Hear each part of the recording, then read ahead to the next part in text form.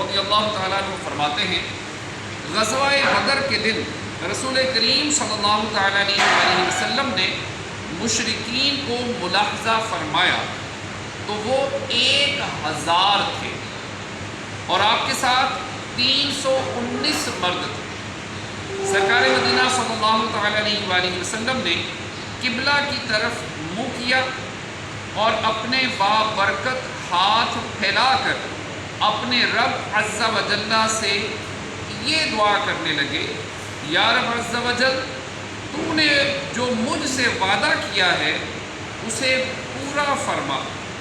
یا رب عز و جل، تو نے مجھ سے جو وعدہ کیا ہے وہ عنایت فرما۔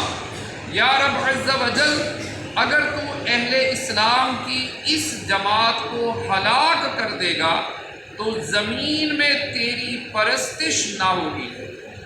حضور اکرم صلی اللہ تعالیٰ علیہ وسلم اسی طرح دعا کرتے رہے یہاں تک کہ مبارک کندھوں سے چادر شریف اتر گئی۔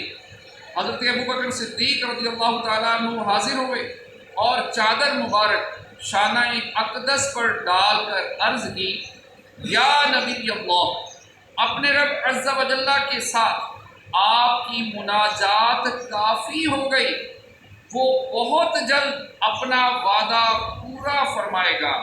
اس پر یہ آیت مبارکہ نازل ہوئی کہ اللہ تعالیٰ نے جو بات ارشاد فرمائی کہ میں تمہاری مدد کرنے والا ہوں 1000 فرشتوں سے، قطار باندھے۔ چنانچہ پہلے 1000 فرشتے آئے، پھر 3000 اور پھر 5000 فرشتے نازل ہوئے۔ حضرت عبداللہ بن عباس رضی اللہ تعالیٰ عنہ نے فرمایا کہ مسلمان اس دن کافروں کا تعاقب کرتے تھے اور کافر مسلمانوں کے آگے آگے بھاگتا تھا کہ اچانک اوپر سے کوڑے کی آواز آتی اور سوار کا یہ کلمہ سنا جاتا، اقدم حیزوم، یعنی آگے بڑھ اے حیزوم۔ یہ حیزوم کیا ہے؟